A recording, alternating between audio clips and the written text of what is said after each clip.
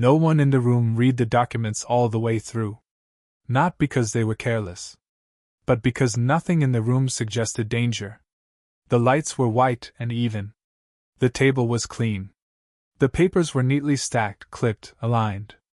Everything looked official in a way that felt reassuring. The man sat slightly away from the center. Not by choice. It was simply where the chair had been placed. His sleeves were rolled up just enough to be comfortable. He had already been working for several hours that morning. This meeting was not meant to be memorable. At the far end of the table, someone spoke calmly. A voice trained to avoid emphasis. Certain sections were indicated with a pen. Standard procedure. Nothing unusual. This is required. The phrases were familiar. They had been used many times before, in many rooms like this one. No one asked for clarification. No one interrupted. A pen was slid across the table. It was not new. The plastic casing was slightly scratched. The kind of pen that circulates between offices, contracts, hands. The man picked it up and paused. Only briefly. Not because he sensed risk, but because his attention had drifted. He was thinking about the apartment he had seen the week before. About the first month's rent. About the feeling, quiet but persistent, that his life was finally moving forward. He signed the first page quickly. The second page took longer. The third even longer. By the fourth, his eyes no longer tracked the text. They followed the margins. The spacing. His signature repeated itself. Consistent. Practiced. There was no announcement when he finished. No acknowledgement. The papers were gathered and stacked again. Placed into a folder. The conversation shifted. Someone mentioned traffic. Someone else mentioned the weather. Chairs moved back. Hands were shaken. The meeting dissolved without a clear ending. No one in that room knew that something irreversible had just occurred. Not because the moment was dramatic, but because it wasn't. There was no sense of crossing a line. No signal that anything had closed behind him. What had changed did not change immediately. It would not show itself that day. Or the next. It would not arrive as a shock. It would arrive slowly, through consequences that appeared unrelated, through options that quietly disappeared, through explanations that would later feel incomplete. Nothing about the moment felt final. And that was the problem. Because from that point forward, every step he would take would be interpreted through what he had just signed. Not by people. By systems. By processes that do not reconsider intention. By records that do not remember context.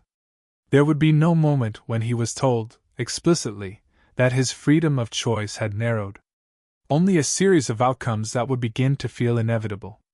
Years later, when this moment was revisited, not by him, but by others, it would look clean. Voluntary. Legal. Documented. Everything done correctly. And nothing that could be undone. He was 36 years old at the time. Not young enough to feel protected by time. Not old enough to feel finished. His job title sounded stable when spoken aloud. Not impressive. Not fragile. It was the kind of job people nodded at. The kind that suggested responsibility without power. He earned enough to live alone without roommates. Enough to pay rent on time. Enough to avoid debt most months. Not enough to build anything that felt permanent. He lived in a one-bedroom apartment on the edge of the city. Not temporary housing. Not somewhere he planned to stay forever. The furniture was functional. Nothing matched exactly. Nothing had been chosen with care. A small table near the window doubled as a workspace. A couch that had seen better years faced a blank wall. There were no framed photos. He told himself he would decorate later. His days followed a predictable rhythm. Wake up early. Coffee made at home. Public transit during peak hours. He liked routines. They reduced friction. At work, he arrived before most people. Not to impress anyone, but because it made the day easier. He answered emails methodically. Completed tasks in sequence. Avoided drawing attention. He wasn't passive. He was cautious. Years earlier, he had learned that visibility did not always lead to security. His colleagues were similar. People in their 30s and 40s. Professionals who had learned to manage expectations. They talked about housing prices, healthcare, retirement plans that felt abstract. No one spoke openly about ambition. That had become unfashionable. They spoke instead about balance, sustainability. But most of them were still waiting for something to change. He spoke to his parents once or twice a week. They lived in a quieter place. A town where people stayed longer than they planned to. They worried about him, quietly. Not about danger. About stagnation. His mother asked whether he was happy. He said he was fine. That was not a lie. It was an approximation. He had been married once. It ended without drama. No legal battle. No betrayal. Just two people realizing that stability without direction was not enough. They still exchanged messages on birthdays. Nothing more. He had no children. Not by design. By timing. He assumed there would be time later. On weekends he ran errands. Did laundry. Bought groceries. He met friends occasionally, usually for coffee. Conversations circled familiar territory. Work. Rent. The cost of everything increasing. No one complained loudly. They had learned that complaint without leverage led nowhere. He did not consider himself unlucky. He had avoided major crises. Avoided addiction. Avoided unemployment. In his mind, he was doing things correctly. He had followed the instructions that were never written down. Study something practical. Work steadily. Don't make noise. Don't fall behind. Still, there was a persistent sense of delay. Not failure. Suspension. He noticed it most in quiet moments. Late at night. Early mornings before work. The feeling that life was waiting for something to begin. He did not want wealth. Not status. What he wanted was clarity. A sense that the effort he was making would lead somewhere visible. When the opportunity first appeared, it did not feel disruptive. It arrived as an email. Brief. Professional. The position was adjacent to his current field. More responsibility. More exposure. The salary was higher. Not dramatically, but meaningfully. Enough to change how he calculated the future. The company name was familiar. Not prestigious, but established. He researched it carefully. No scandals. No obvious warnings. The reviews were mixed. Mostly neutral. Some people described long hours. Others described growth. Nothing alarming. The interview process was efficient. 2 calls.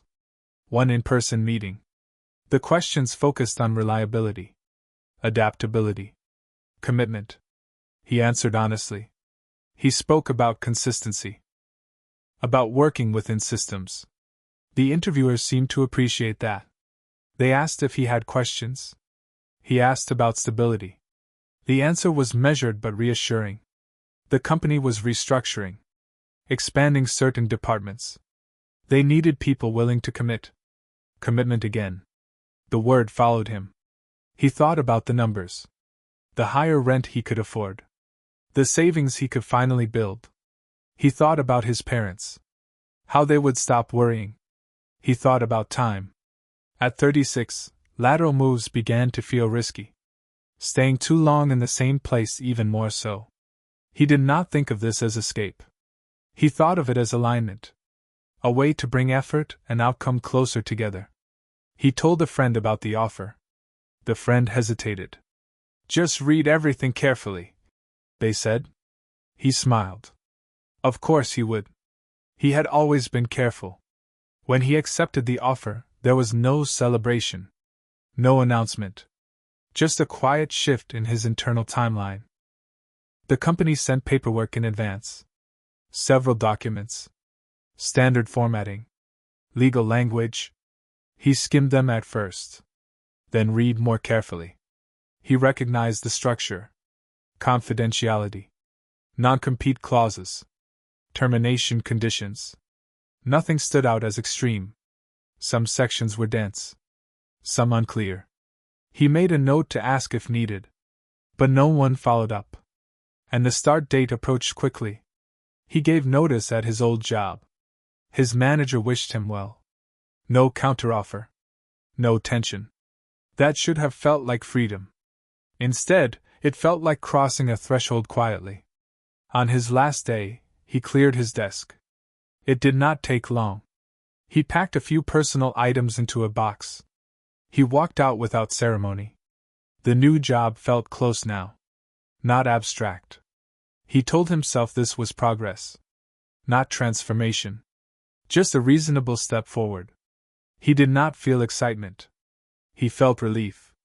Relief that something had finally moved. That his life had shifted off pause, even slightly. He could not see what lay ahead. But nothing in his past suggested that careful decisions led to collapse. He had done everything correctly so far. And that belief, that consistency was protection, was still intact. Long before anything went wrong, the system was already in place. Not as a single structure, but as a series of overlapping rules, habits, and assumptions that rarely needed to be explained. It did not announce itself.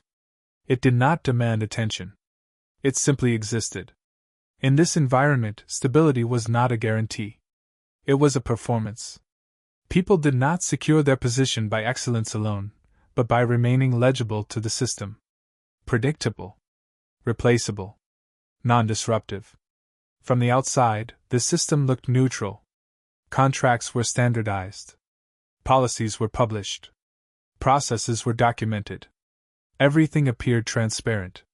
But transparency did not mean symmetry. The law recognized agreement, not understanding. If two parties signed, the system assumed parity. Intent did not matter. Context did not matter. Only the mark on the page. This was not a flaw. It was a design choice. Contracts were written to withstand challenge, not to invite comprehension. They were composed in a language that prioritized precision over clarity. Long sentences. Nested clauses. Conditional obligations. They were not meant to deceive. They were meant to endure. In theory, anyone could question a clause. Negotiate terms. Seek counsel. In practice, few did. Not because they were naive. Because the cost of resistance was built in. Asking questions slowed momentum. Requesting changes marked you as difficult. The system did not punish hesitation explicitly. It made hesitation expensive. Time mattered. By the time paperwork arrived, most decisions had already been made. Housing had been arranged. Notice had been given. Social expectations had shifted. The signature came last, but it sealed everything that came before it. There was no mandated pause. No institutional moment that required reflection. You could step back, but you would do so alone, without support, without protection. Workplace culture reinforced this. In meetings, efficiency was valued over deliberation. Questions were welcomed, as long as they did not slow progress. Managers were trained to maintain flow, not to examine foundations. Human resources existed to ensure compliance, not to interpret consequence. Legal departments existed to protect the organization, not to balance understanding. Each role was limited. Each responsibility defined narrowly. No one person saw the whole. And because no single actor caused harm, the system appeared blameless. Power operated indirectly. It did not require threats. It relied on incentives. Advancement depended on alignment. Security depended on silence. Those who adapted moved forward. Those who questioned stalled. Replacement was always implicit. There was always someone waiting. This knowledge circulated quietly. It was not taught. It was absorbed. People learned it by watching others. By seeing who stayed. Who left. Who disappeared. The system also understood timing. New employees were most vulnerable early on. They were eager to prove themselves. Unfamiliar with internal boundaries. Still adjusting to expectations. This was not exploited overtly. It did not need to be. Small deviations accumulated naturally. Responsibilities expanded gradually. Expectations shifted incrementally. Nothing changed abruptly enough to justify alarm. Each step felt reasonable in isolation. Only later did the pattern emerge. The system also externalized risk. Flexibility was framed as opportunity. Availability as dedication. But the cost of flexibility was borne individually. If workloads became unsustainable, that was a capacity issue. If boundaries eroded, that was a communication failure. If something went wrong, responsibility traced back to the point of agreement. The signature. This logic was consistent. Impersonal. It did not care who you were, only what you had agreed to. An agreement was binary. You had signed, or you had not. There was no space for partial consent. No mechanism for renegotiation once embedded. Exit was permitted, but rarely without consequence. Non-compete clauses limited mobility. Termination conditions triggered financial loss. References became guarded. Timelines became suspect. Leaving early suggested instability. Staying too long suggested stagnation. The system offered no ideal path. Only acceptable ones. Media rarely examined this structure. There was nothing scandalous to expose. No corruption. No crime. Only ordinary people operating within rules that appeared fair from a distance. Stories that did surface focused on extremes. Fraud. Abuse. Collapse. They did not cover erosion. They did not document how options disappeared quietly. Because erosion did not produce spectacle. It produced compliance. The man did not recognize this as a system. He experienced it as common sense. As reality. He believed that effort led to security. That caution prevented harm. That reading carefully was sufficient. He believed that if something was dangerous, it would be marked as such. He did not know that the most consequential mechanisms were those that did not announce themselves. He did not know that the system he had entered was optimized for continuity, not correction. It did not stop when individuals struggled. It adjusted. It absorbed friction. And it moved on. When he accepted the new role, nothing in his experience suggested danger. He did not step into a trap. He stepped into a structure that had been operating long before he arrived, and would continue long after he left. The system did not require his trust. Only his participation. And by the time participation became costly, it would already be assumed. The opportunity did not present itself as a risk. It arrived framed as relief. By the time it appeared, the pressure he felt was not acute. It was diffuse. Nothing was wrong yet.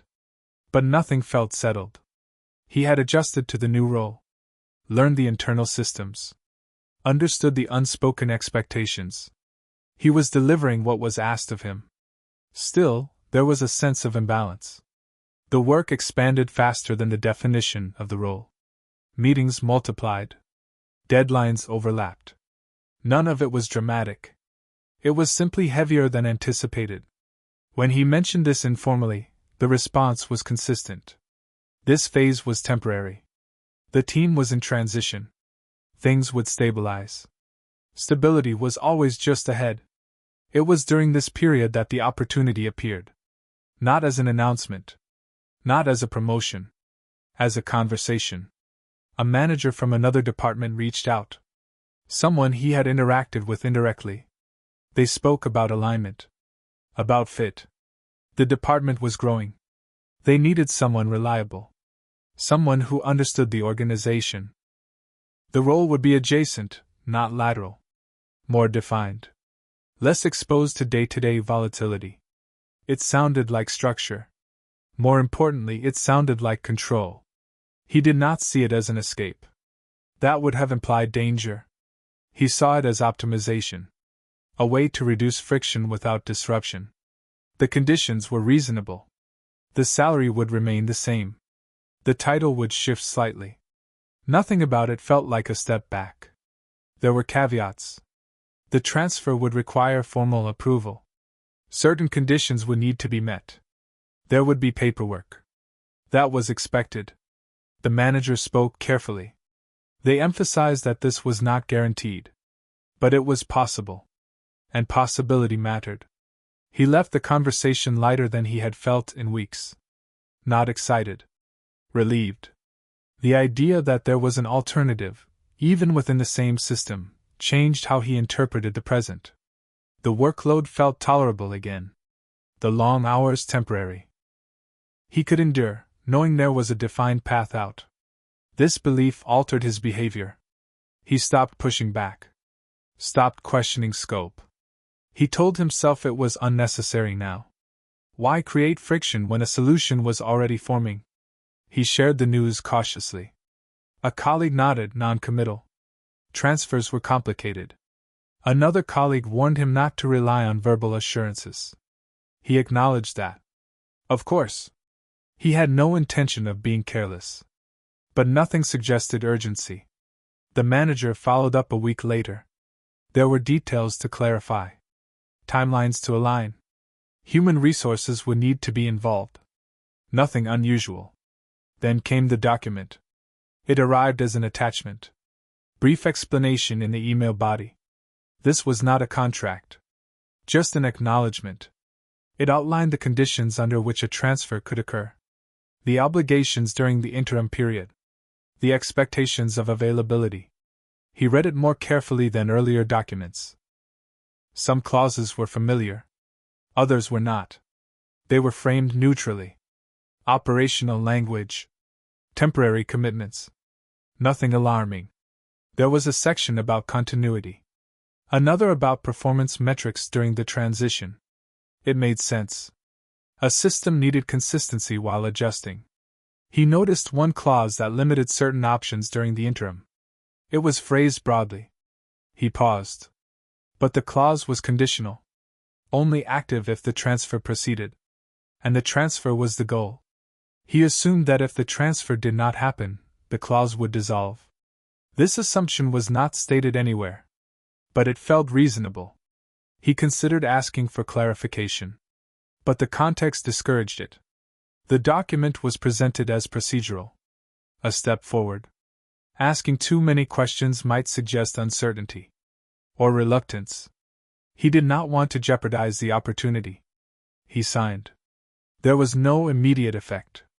The next days passed normally. He continued working. Attending meetings. But his interpretation of events shifted. Every inconvenience became temporary. Every demand part of a transition. He was no longer enduring pressure for its own sake. He was enduring it for resolution. The system adjusted accordingly. Requests increased. Timelines tightened. He was asked to demonstrate flexibility. Commitment. After all, he was being considered for something else. This logic felt fair. If anything, it felt earned. The transfer process moved slowly. Approvals took time. Reviews were required. Weeks passed. He did not follow up aggressively. He did not want to appear impatient. He focused on performing well. Making himself indispensable. The more he did, the more the system relied on him. Responsibilities accumulated. Not permanently, temporarily. Always temporarily. He noticed that the boundaries of his role had become less clear. But he tolerated it. He was already halfway out. Except he wasn't. The first sign of friction came quietly. A meeting was postponed. No new date scheduled. An email went unanswered.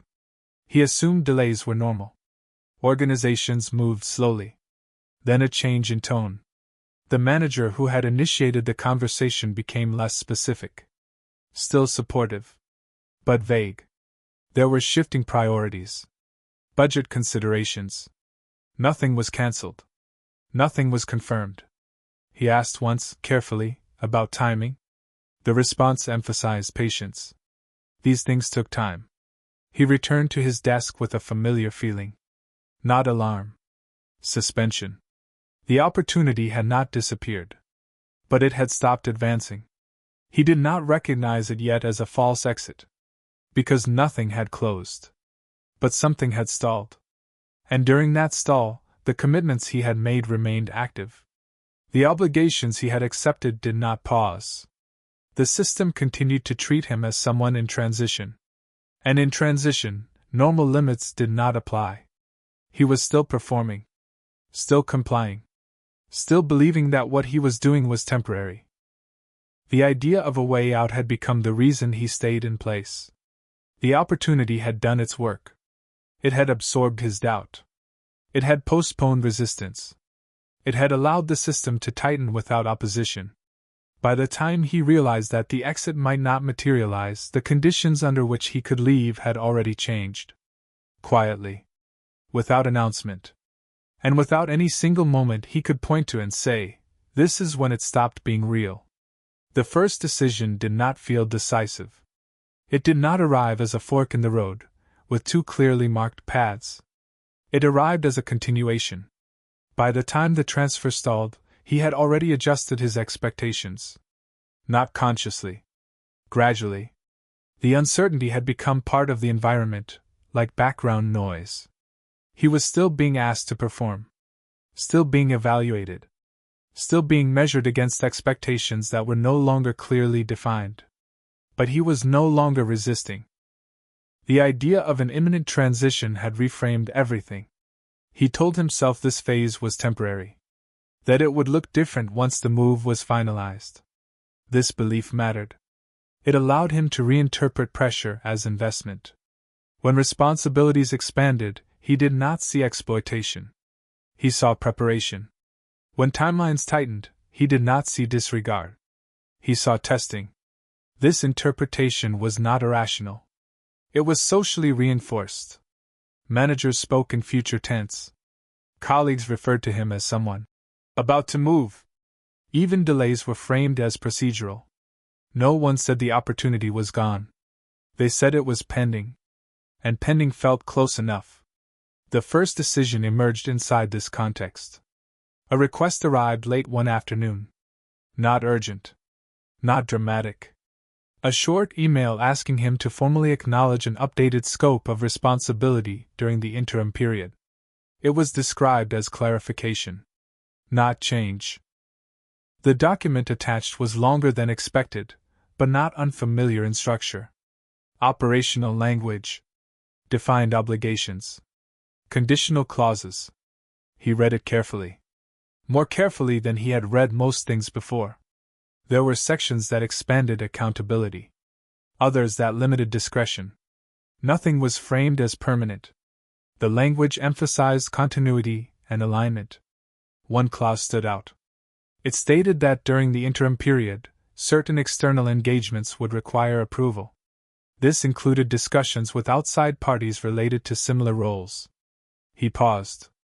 The clause was broad. It did not prohibit anything explicitly. But it introduced oversight. He considered the implications. If the transfer went through, this would be irrelevant. If it did not, the clause would expire with the interim. That was how it was presented. He did not see this as surrender. He saw it as containment. A way for the organization to maintain stability during a period of internal movement. He weighed the alternatives. Refusing to sign would raise questions. Not legal questions. Cultural ones. Why resist now, when the transition was already underway? Why create friction at the moment alignment was being evaluated? He considered asking for clarification. But the request had come late in the day. The tone was casual. "This is standard," the email said. "Just to formalize what's already happening." Formalization again. The word carried weight. What was already happening felt manageable. He had not suffered yet. He had not lost anything concrete. There was no crisis. And so he signed. This was the first decision. Not because it was reckless, but because it was reasonable. It aligned with the story he believed he was in. A story where patience led to resolution. Where cooperation led to clarity. After he signed, nothing changed immediately. There was no acknowledgement beyond a brief confirmation. Work continued. But something subtle shifted. The language around his role became firmer. Requests were no longer framed as favors. They were framed as expectations. The distinction was slight. But it mattered. He noticed it first in meetings. When questions arose, people looked to him more quickly. Not because he was senior, but because he was accountable. The document he had signed had done its work. He was now the reference point. He accepted this without resistance. It felt like progress. The system rewarded this acceptance. Not with recognition. With reliance. He was looped into more conversations. Asked to coordinate across teams. He began receiving messages outside normal hours. Not demands. Requests. But requests carried weight when they came from the right place. He responded promptly. Not because he was afraid. Because he wanted to maintain momentum. The transfer still had not been denied. It was still possible. That possibility justified everything. A second decision followed naturally from the first. He was asked to represent the team in a cross-departmental review. This was not part of his original role. But it aligned with where he was headed. The meeting schedule conflicted with something personal. He canceled the personal commitment. Not with resentment. With the quiet logic that short-term sacrifice enabled long-term stability. No one asked him to do this. That was important. He chose it. This choice reinforced the system's interpretation of him. He was dependable. Flexible. Available. These traits were noted. Not explicitly. Implicitly. The more he adapted, the more adaptation was expected. Still, nothing felt wrong. He was tired, but not alarmed. The story he was telling himself held together. He was navigating a transition. Transitions were messy. He reminded himself that friction was not failure. The third decision came later. A recruiter reached out. An external inquiry. Not aggressive. Just exploratory. The role was loosely aligned with his background. The compensation comparable. In another moment, he might have entertained the conversation. But now, he hesitated. The clause he had signed came to mind. It did not forbid contact. But it required disclosure. Disclosure meant explanation. Explanation meant exposure. He asked himself whether it was worth it. The transfer was still pending. Engaging externally might signal lack of commitment. He declined the conversation politely. This was not fear. It was strategy. He was choosing coherence. He was choosing the path that appeared most stable given the information he had. Each decision reinforced the last. None of them were dramatic. None of them felt irreversible. But together they began to define the boundaries of his movement. He did not experience this as loss. He experienced it as focus. His world narrowed, but it narrowed around a goal. This made the narrowing feel intentional. Colleagues responded accordingly. They stopped suggesting alternatives. They treated his position as fixed. This was subtle. It happened through omission. Through the absence of options. By the time he noticed that fewer doors were visible, he had already chosen not to open them. The system did not force this. It allowed him to choose it. That was the design. The first decision was not the signature. It was the acceptance of a framework in which signing felt necessary. He did not feel coerced. He felt aligned. And alignment, once internalized, is difficult to question. Because questioning it would require admitting that the story you believed might not lead where you thought. At this stage, that possibility still felt abstract. He still believed that the outcome would justify the process. That what he was giving up was temporary. That the system would eventually resolve in his favor. He had not yet learned that systems rarely resolve. They stabilize. And stability, once achieved, does not ask whether it arrived through choice or erosion. The escalation did not announce itself. There was no clear shift in tone. No moment when the room went silent. No message that signaled a change in direction. What changed was density. More emails. More meetings. More dependencies. The workday began earlier without being scheduled that way. It ended later without anyone asking. Availability became assumed. At first, he noticed it in small ways. A message arriving just before midnight, phrased casually. "No rush, just when you see this," he replied the next morning. No acknowledgement. The following week, a similar message arrived later. He replied sooner. The pattern adjusted. Soon, messages arrived late because replies arrived late. Not because he had been instructed to respond. Because responsiveness had been established. This did not feel like pressure. It felt like participation. Meetings multiplied. Some were optional. Others were described as important. Calendars filled unevenly. Blocks of time disappeared.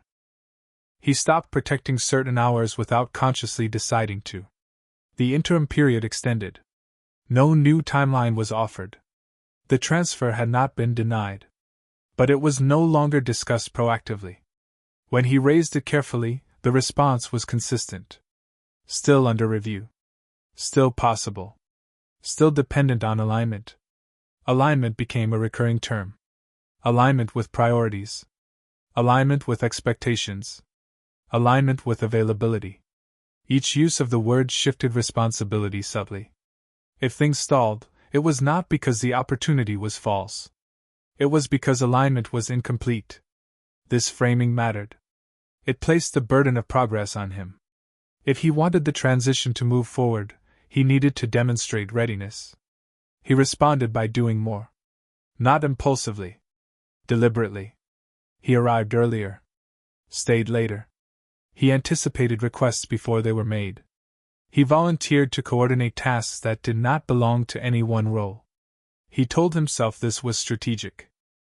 He was building a case. The system responded predictably. The more he absorbed, the more it routed through him. He became a junction. Not formally. Operationally. Information passed through him. Decisions waited on his input.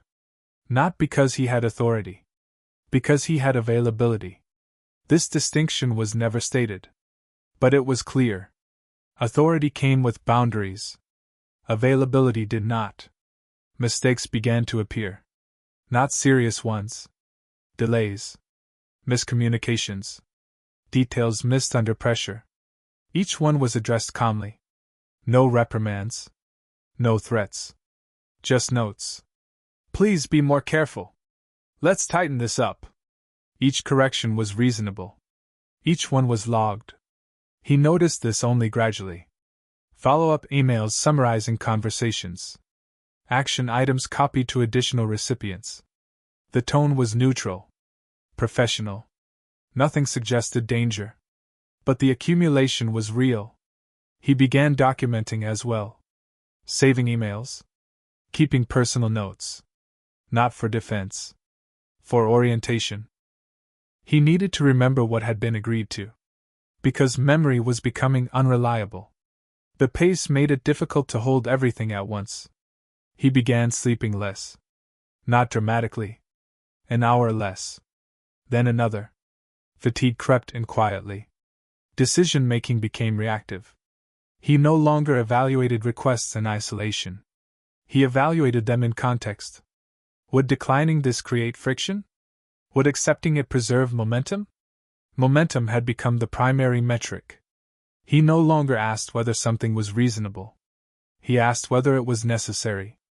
These are not the same question. The system rewarded necessity. He noticed changes in how people spoke to him. Not hostile. More direct. Less explanation. Assumptions replaced requests. "Can you handle this?" became, "Please take this." No one checked whether he could. They assumed he would. And he did. Because refusing now would require explanation. Explanation would require context. Context would require time. Time was scarce. The interim clause he had signed remained active. It was no longer mentioned. It did not need to be. Its presence was structural. He stopped entertaining external conversations entirely. Not because they were forbidden. Because they felt irrelevant. He was already inside something. Looking outward felt disloyal. Even to himself. The escalation deepened through interdependence. He became responsible for outcomes that depended on others. When things went smoothly, the system moved on. When they didn't, his role was questioned. Why hadn't he flagged the risk earlier? Why hadn't he coordinated more tightly? These questions were not accusations. They were procedural. They assumed responsibility. And responsibility, once assumed, does not disappear. He tried to correct this. He scheduled check-ins, created trackers, added redundancies. This increased his workload further. But it reduced visible error. That mattered. The system values legibility. He was becoming legible again. Reliable. Structured. But at a cost. He no longer controlled his schedule. He no longer controlled his attention. He reacted. One evening, he missed a deadline. Not by much. An hour. The message he received was brief. Please prioritize this. No anger. No consequence. But the moment stayed with him. Not because of the error. Because of how quickly it had occurred. He could not remember deciding to deprioritize. It had happened automatically. His cognitive map was saturated. The next weeks blurred. He could no longer clearly distinguish one period from another. Everything felt continuous. He was always slightly behind, always catching up. There was no finish line. The transfer was no longer mentioned at all. Not cancelled. Just absent. He noticed this absence but did not address it. Raising it now would feel awkward. It would require acknowledging how much had changed since the initial conversation. It would require naming the escalation. Naming would imply resistance. He was not ready for that. He still believed that persistence would resolve things. That if he could stabilize the present, the future would clarify. The system did not contradict this belief. It allowed it to continue. Because belief sustained output. Eventually, escalation produced a shift that could not be ignored. A project he was coordinating depended on input from another team. The input arrived late. The delay affected delivery. He escalated the issue internally. The response acknowledged the delay but reframed the problem. Why hadn't he built in more buffer? Why hadn't he adjusted expectations? He pointed to constraints. The reply referenced responsibility. Not explicitly contractual, but implied. This was new.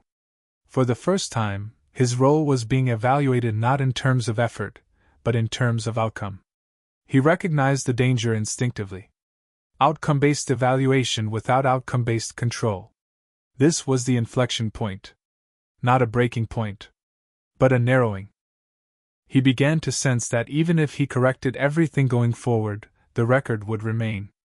The documentation existed. The notes. The summaries. The follow-ups.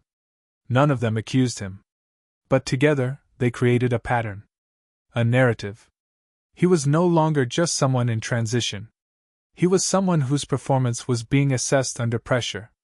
The escalation had completed its work. Not through force. Through accumulation. There had been no single decision he could reverse. No moment he could isolate. Only a gradual shift from participation to entanglement. And by the time he recognized it, he was already too embedded to step back without consequence. The system did not need to tighten further. It had achieved stability. And stability, once reached, resists change. The point of no return did not feel like an ending. It felt administrative. There was no confrontation. No raised voices. No accusations spoken aloud. It began with a review. Not an emergency review. Not a disciplinary one. A routine assessment. The message arrived with neutral phrasing.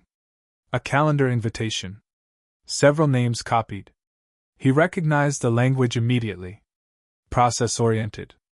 Non-alarming. He prepared for it the way he prepared for everything now, by gathering documentation. Emails. Timelines. Notes from meetings. He wanted context. The meeting itself was brief. The tone was professional. Measured. They spoke about alignment again. About recent outcomes. About areas for improvement. No one mentioned intent. No one mentioned effort. Only results. A project had not met expectations. A coordination issue had caused delay. They acknowledged external dependencies. But they returned consistently to ownership. Responsibility was discussed as something inherent to the role. Not negotiable. Not shared. He listened carefully. He explained where he could. Referenced constraints. The responses were polite. They thanked him for the clarification. Nothing changed. At the end of the meeting, they outlined next steps. Increased oversight. More frequent reporting. Temporary limitations on certain activities. The word, temporary, appeared more than once. That was important. Temporary suggested reversibility. He accepted the steps. There was no reason not to. They were framed as support. The next day, some of his system access changed. Not removed. Restricted. Certain approvals now required secondary confirmation. He noticed it while trying to complete a routine task. The interface looked different. He asked about it. The response was concise. Part of the review process. He adjusted. Tasks took longer. Communication required more steps. Nothing broke. But the friction was new. He became more careful. Double-checking messages. Confirming assumptions. This slowed him down. The slowdown produced further scrutiny. Not overtly. Procedurally. He was added to more email threads. More stakeholders were included in decisions. Transparency increased. But so did exposure. He could no longer resolve issues quietly. Everything became visible. This visibility changed how errors were perceived. Previously, mistakes had been local. Correctable. Now they were contextualized. Compared. Tracked. He began to sense that the record was no longer neutral. It was accumulating. He asked about the status of the transfer. Not casually. Directly. The response came after a delay. The organization had shifted priorities. The role was no longer available. There was no apology. Just information. The opportunity had closed. Not because of him, explicitly. But because conditions had changed. He sat with that message for a long time. Not in shock. In recognition. The narrative he had been operating under had ended. But the commitments he had made remained. The interim clauses were still active. They did not dissolve automatically. They were tied to conditions that no longer applied. This was not addressed in the message. He asked about it. The reply referenced policy. The clauses remained in effect until formally reviewed. There was no timeline for that review. At this point, leaving became a different calculation. The limitations now applied without the promise that justified them. He consulted a lawyer. Not a dramatic meeting. A short consultation. The lawyer reviewed the documents. Nodded. The language was standard. The terms enforceable. There was no clear violation. He asked about options. The answer was measured. He could leave. But there would be consequences. Financial adjustments. Restrictions on certain roles for a period of time. Nothing punitive. Just contractual. He asked whether the clauses could be challenged. The lawyer was honest. It would be difficult. Costly. Uncertain. The system had been careful. It had documented everything. There was no single action to contest. Only a sequence of agreements. He left the consultation with clarity, not comfort. The point of no return was not a single clause. It was the accumulation of commitments that now defined the boundaries of his movement. Returning to his desk the next day, he felt something shift. Not fear. Finality. He was no longer trying to resolve a temporary phase. He was managing an outcome. The review process intensified. More metrics. More documentation. His role was reframed again. Not removed. Reassigned. He was still employed. Still working. But the work had changed. He no longer led anything. He executed. This was described as realignment, a way to reduce risk. He did not argue. Arguing would imply denial. He understood now that the system had reached equilibrium. It had adjusted to him. There was no incentive to change further. He noticed how conversations ended more quickly. Decisions were made elsewhere. He was informed, not consulted. The identity he had built inside the organization had been rewritten. Quietly. Without announcement. He was now someone under management. Not development. This status did not come with a label. But it shaped every interaction. He considered leaving anyway. Accepting the cost. Starting over. But timing mattered. Leaving under these conditions would raise questions. Future employers would ask. He would have to explain a story that had no clear antagonist. Only a series of reasonable decisions that ended badly. He hesitated. That hesitation was enough. The system did not need him to stay forever. Only long enough. The point of no return had passed. Not when the opportunity closed. Not when access changed. But when all available paths forward led through loss. From that moment on, every option carried damage. And choosing among damages is not freedom. It is containment. He continued working. Not because he believed it would improve. But because movement now required strategy. Time. Distance. The system had done what it was designed to do. It had absorbed uncertainty. It had isolated risk. And it had placed the cost where it always does, on the individual, after the moment when reversal is no longer clean. The immediate aftermath did not feel catastrophic. That was what made it disorienting. He still had a job. Still received a paycheck. Still followed a schedule. From the outside, nothing dramatic had happened. But internally, the structure of his life shifted quickly. The first change was financial. Not sudden collapse. Erosion. The bonuses he had expected did not arrive. They were not cancelled. They were deferred. Performance-related compensation was under review. That phrase appeared repeatedly. His base salary remained intact, but the assumptions behind it no longer held.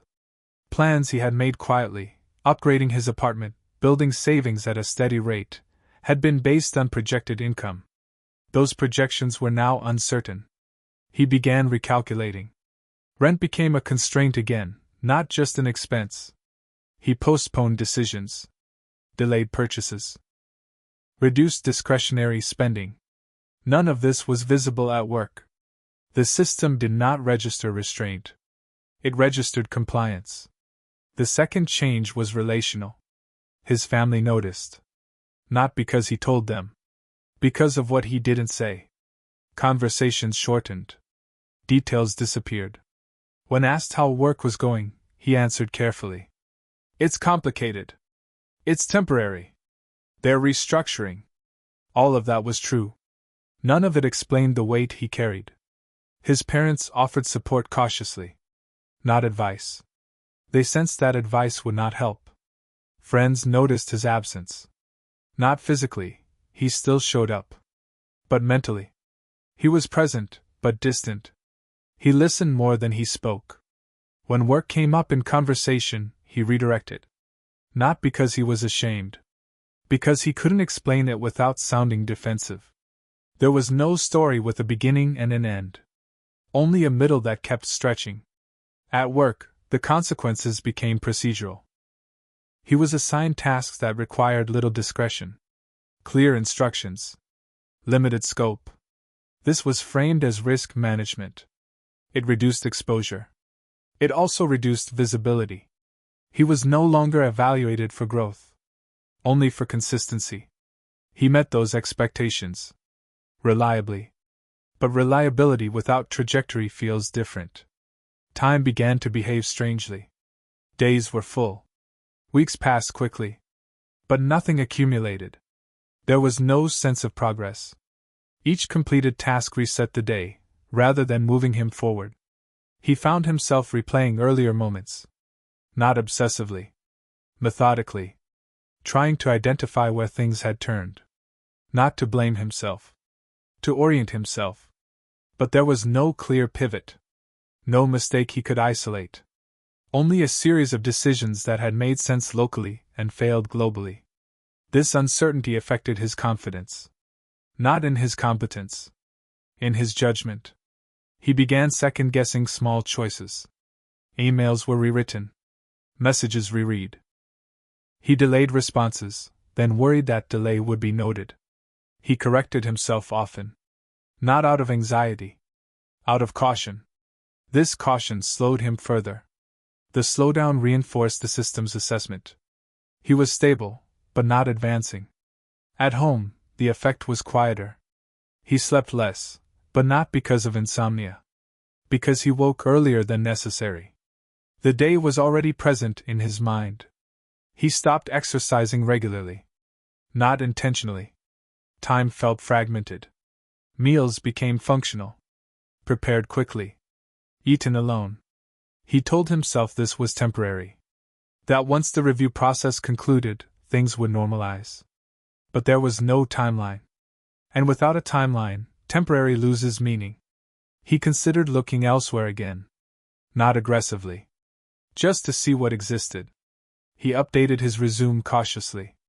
Removed recent responsibilities that no longer applied. Added neutral descriptions. The process felt strange. How do you summarize a role that had changed shape multiple times without ever being renamed? He sent out a few applications. Carefully selected. The responses were slow. When they came, they were tentative.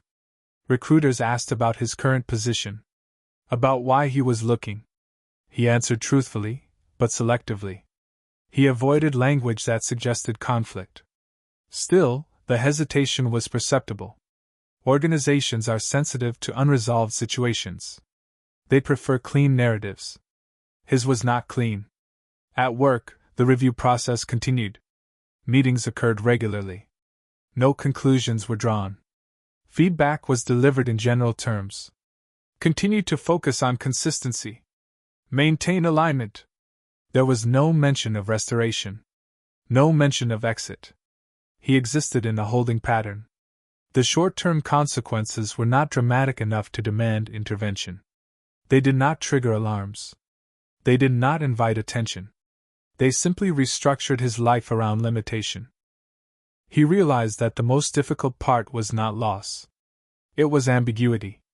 Loss can be named. Ambiguity requires endurance. He was not told that this phase would end. But he was not told that it would continue indefinitely either. He was expected to function inside that uncertainty. And he did. Because he had learned to. Because resistance would require energy he no longer had in reserve. The system did not need him to collapse. It needed him to adjust. And he did. Gradually. Quietly. By the time he recognized that the short-term consequences were becoming structural, they were already integrated into his daily life. Not as an event. As a condition. The long-term consequences did not announce themselves. They accumulated. By the time he recognized them as permanent, they no longer felt new. They felt normal. The first thing that changed over time was how he thought about the future. Not in dramatic terms. Not as despair. As compression. Plans shortened. Where he had once thought in years, he now thought in months. Where he had imagined trajectories, he now imagined stability. Not improvement. Not expansion. Just maintenance. This shift was subtle. It did not arrive as a decision. It arrived as a habit. He stopped browsing neighborhoods he might one day live in. Stopped calculating long-term savings goals. He focused instead on liquidity. On flexibility. On being able to absorb shocks. The idea of progress had been replaced by the need for resilience. At work, time produced a different effect. New hires arrived. Younger. More optimistic. They asked questions he no longer asked. They spoke in terms of opportunity. He listened without interruption. Not cynically. With distance. He recognized their tone. It was his own, years earlier. He did not warn them. Not because he believed they were wrong.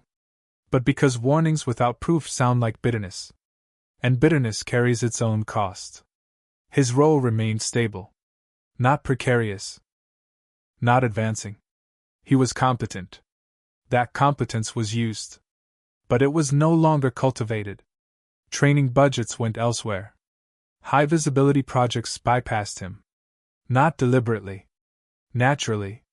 Organizations invest where return is expected. He was not expected to grow. He was expected to perform. This expectation was never stated.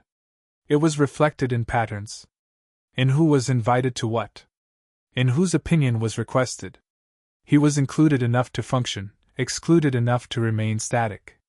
Over time, this affected how he spoke. Not just at work. In general. He became more careful with language. Less speculative. Less absolute. He avoided words like always and never. He spoke in conditionals. In contingencies. If this holds. If nothing changes. He no longer assumed that systems corrected themselves. He assumed they stabilized. This assumption changed how he related to risk.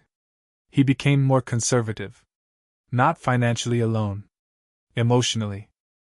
He avoided commitments that required trust in future conditions. He delayed decisions that depended on external follow-through. He learned to keep options open even when doing so reduced potential reward. This was adaptive. It also limited him. Relationships reflected this shift. He remained social. Maintained friendships. But intimacy changed. He shared less about his internal state. Not because he was closed off. Because explaining required context that felt too complex to reconstruct. He no longer wanted to narrate his life. He wanted to live it quietly. He dated occasionally. Nothing sustained. Not because of a defining flaw. Because he struggled to describe where he was going. Not geographically. Existentially. When asked about plans, he answered honestly. I'm not sure yet. That answer repeated. It became a pattern. Over time, it began to shape how others responded to him. Not with judgment. With hesitation. People invest in momentum. Uncertainty, when prolonged, creates distance. Years passed. The review process that had once felt temporary was no longer mentioned. Not because it concluded. Because it had been absorbed. His status was normalized. He was no longer under review. He was simply where he was. The clauses that had once constrained him expired quietly. No notification. No acknowledgement. Their effect, however, remained. The delay they had created had already done its work. Opportunities that might have aligned earlier had moved on. Networks had shifted. Timing had passed. He did eventually leave. Not dramatically. Not in protest. When he did, it was through negotiation. A quiet agreement. No admission of wrongdoing. No compensation beyond what was required. A clean exit on paper. But not in consequence. The next role he took was smaller. Less exposure. Less ambiguity. The pay was slightly lower. The hours more defined. From the outside, it looked like a lateral move. From the inside, it was a recalibration. He was not rebuilding. He was containing. He did not speak about the previous role in detail. Not because he feared it. Because it did not translate. There was no villain. No lesson. Just a system doing what systems do. Over time, the experience altered his sense of agency. Not eliminated. Adjusted. He no longer believed that careful behavior guaranteed safe outcomes. But he also did not believe that resistance produced justice. He learned that systems respond best to continuity. That once they stabilize around you, they resist change. He did not become angry. Anger requires clarity. He experienced something closer to resignation. Not surrender. Acceptance. The understanding that some losses do not arrive as events. They arrive as missed futures. As versions of life that simply never become available again. These losses are difficult to name. They do not appear on resumes. They do not appear in records. They appear in conversations that never happen, in moves that are never made, in the quiet narrowing of expectation. He noticed this most clearly when he was alone. Not lonely, just unoccupied. Moments when he had time to think. He did not replay the signing. He replayed the belief behind it. The belief that legality implied safety. That standard procedure implied fairness. He did not reject that belief entirely. He adjusted it. He learned that legality defines boundaries, not protection. That systems reward participation, not understanding. This knowledge did not empower him. It made him cautious. Careful in a different way. Less trusting of process. More attentive to leverage. But leverage, once lost, is difficult to recover. He did not regret every decision. Regret suggests a clear alternative. He did not know what he would have done differently. Only that the cost of not knowing had been higher than expected. Years later, when he thought about that period, he did not think of it as tragedy. He thought of it as a narrowing. A gradual reduction in the number of lives he might have lived. Nothing had been taken from him violently. Everything had been adjusted. Gradually. Legally. Without announcement. And that, more than anything else, was what made it difficult to explain. There was no courtroom. No raised platform. No spectators. No verdict read aloud. The truth of what happened existed elsewhere. It existed in records. In documents created long before any consequences became visible. In emails written without urgency. In forms signed without ceremony. When the situation was finally reviewed in full, it was not framed as a conflict. It was framed as a file. The organization did not open an investigation. There was no allegation to investigate. There was a review. A procedural examination of whether processes had been followed. This distinction mattered. An investigation looks for wrongdoing. A review looks for compliance. The file was complete. Every major step had been documented. Every change acknowledged. Every responsibility accepted. There were timestamps. Approvals. Digital signatures. Nothing was missing. Nothing had been altered. The documents did not contradict his experience. They simply did not include most of it. Fatigue was not recorded. Pressure was not indexed. Ambiguity did not appear as a category. The record reflected actions, not conditions. In the file, his trajectory was clean. A hire. A transition period.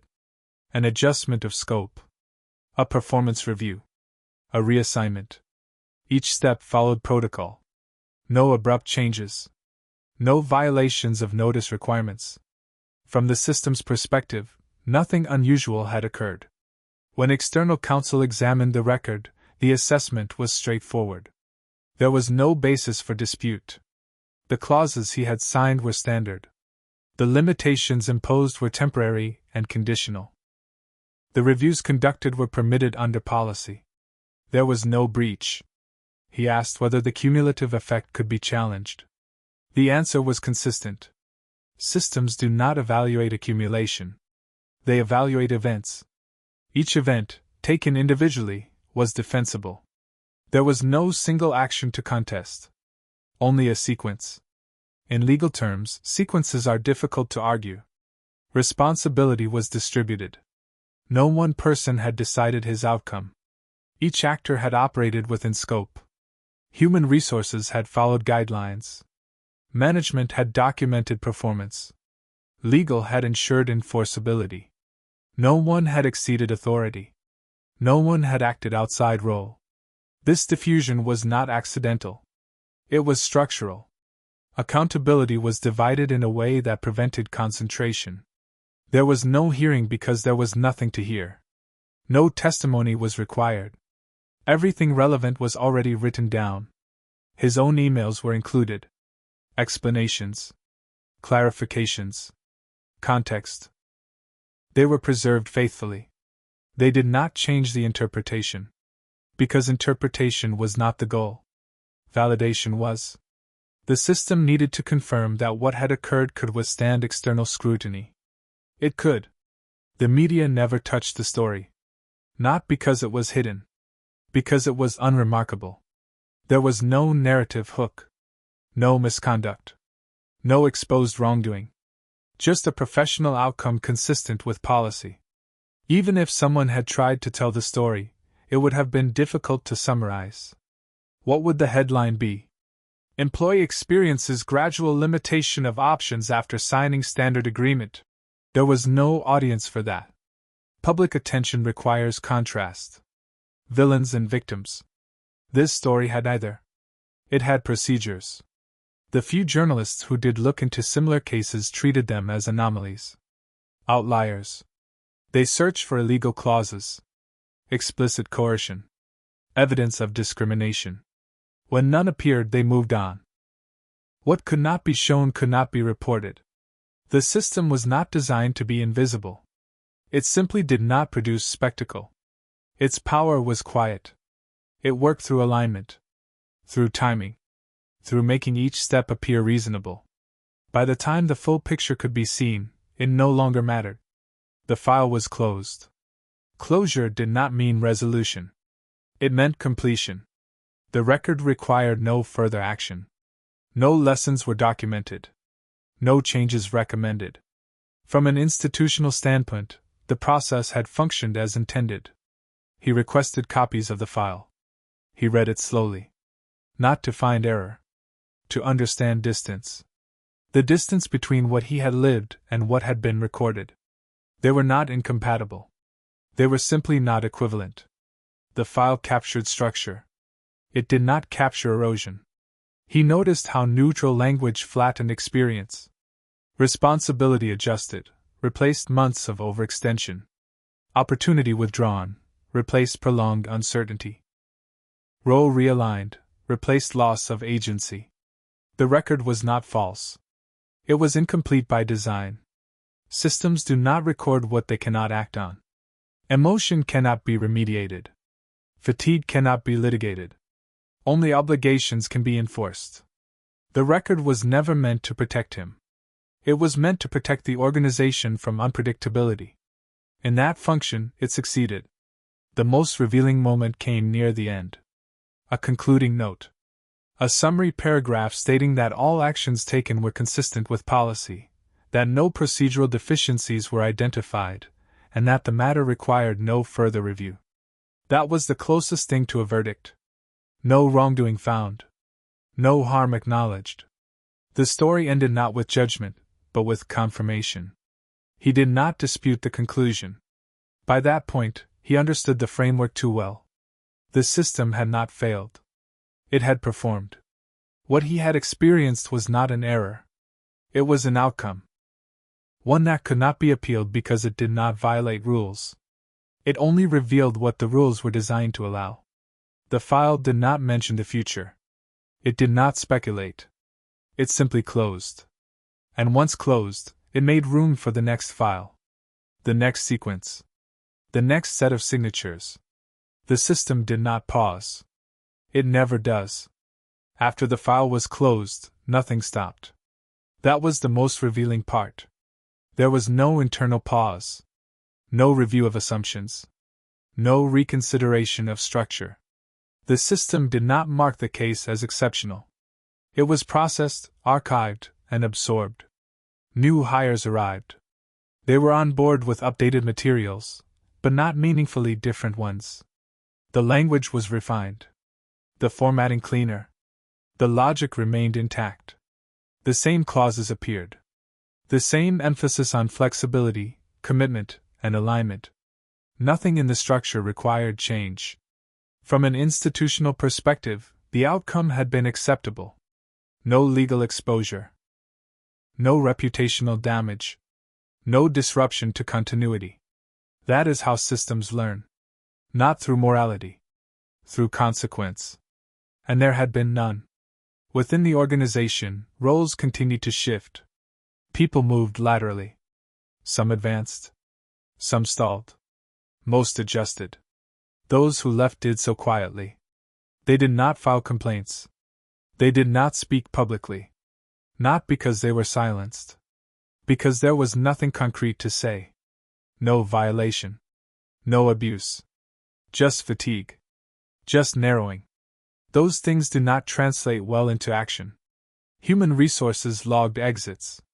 Conducted standard interviews. Patterns, if they existed, were diffused across departments. No single metric captured erosion.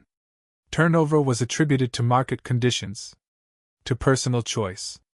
To timing. All plausible. All sufficient. Externally, the broader system mirrored this behavior. Across industries, similar structures persisted. Contracts became longer. Language more precise. Flexibility was praised. The burden of adaptability shifted further onto individuals. This was not hidden. It was normalized. Economic commentary framed it as efficiency. As resilience. Workers were encouraged to upskill. To remain mobile. But mobility depended on leverage.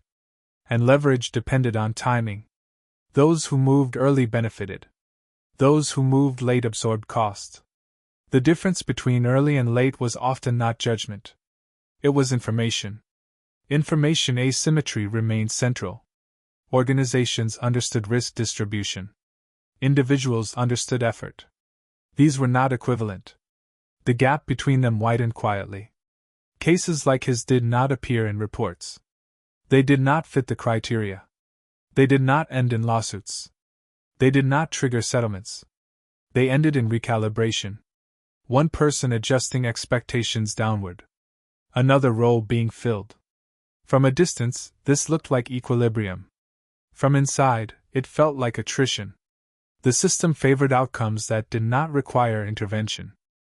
Gradual loss did not require response. Only disruption did. And disruption was expensive.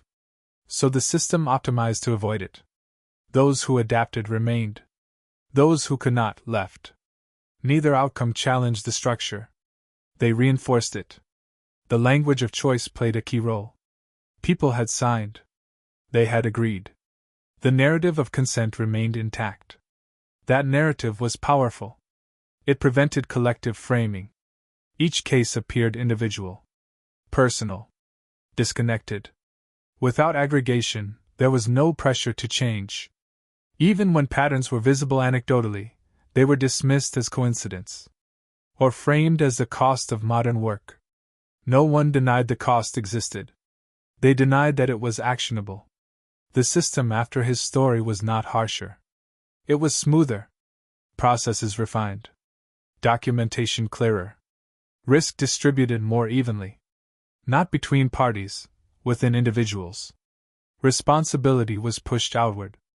Accountability diffused inward. This was considered progress. Those who succeeded within the system rarely noticed these shifts. They had momentum. They were not paused long enough to feel narrowing. Those who stalled noticed. But noticing did not create power. It created awareness. Awareness without leverage does not produce change. It produces caution. The system was not static. It evolved. But its evolution favored stability over correction. It did not ask whether people were diminished by it. Only whether outcomes were predictable. Predictability was achieved. In that sense, the system worked. The question was never whether the system was fair. Fairness is subjective. The question was whether it was defensible. Legally. Operationally. Reputationally. It was. And as long as it remained so, there was no internal incentive to reconsider. The man was not remembered. Not because he was erased. Because nothing about his case required memory. He did not disrupt. He complied. Compliance does not generate institutional memory. It generates continuity. The system continued. It always does. Not out of malice. Out of design. Years later, his life looked ordinary. That was the first thing people noticed. He worked. Paid rent. Maintained routines. There was no visible collapse. No dramatic before and after contrast. If someone met him without context, they would not think of loss. They would think of stability. His current job was smaller in scope, clearer in boundaries, less exposure, less ambiguity. The pay was lower than it might have been, but predictable. He arrived on time, left on time. He did what was asked. Nothing more, nothing less. No one there knew the full story, and he did not volunteer it. Not because he was hiding, because the story did not land cleanly. It did not resolve. There was no lesson at the end that justified the telling. When people asked about his career path, he described it briefly. A move that didn't work out. A correction. That was accurate. It was also incomplete. But incompleteness had become familiar. He no longer felt the need to explain what could not be explained efficiently. He still signed documents. Of course he did. Life required it. Leases. Agreements. Policies. But the act felt different now. He read more carefully. Not because he believed reading would protect him. Because he no longer believed protection was implied. He did not expect warnings. He expected consequences to arrive late. This expectation shaped his behavior. He avoided commitments that narrowed future options. He favored roles with explicit limits. He chose environments where ambiguity was minimized. These choices did not make him safer. They made him quieter, more contained. From the outside, this looked like maturity. From the inside, it felt like reduction. Not collapse. Compression. He noticed it in small ways. He no longer imagined radical change. He planned within margins. He did not dream of reinvention. He prepared for maintenance. This was not despair. It was adaptation. The kind that does not register as damage. The system had not taken anything obvious from him. It had shaped what remained available. That distinction mattered. Loss, when visible, invites response. Loss, when structural, becomes background. He did not feel angry. Anger requires a target. There was no one to confront. No single decision maker. No moment he could isolate and say, "This is where it went wrong." The system had not lied. It had not broken the law. It had not violated terms. It had simply followed them. That was the most difficult part to reconcile. If something is illegal, it can be opposed. If something is immoral, it can be argued against. But when something is legal, routine, and socially normalized, opposition has nowhere to stand. He sometimes thought about the meeting room. Not the documents. The room. The white lights. The table. The pen. Nothing in that space had suggested finality. That absence of signal was what lingered. He wondered how many others had sat in similar rooms, signed similar papers, believed, as he had, that ordinary decisions in ordinary systems produced ordinary outcomes. He did not assume they would all end the same way. He assumed most would not notice. That was the real continuity.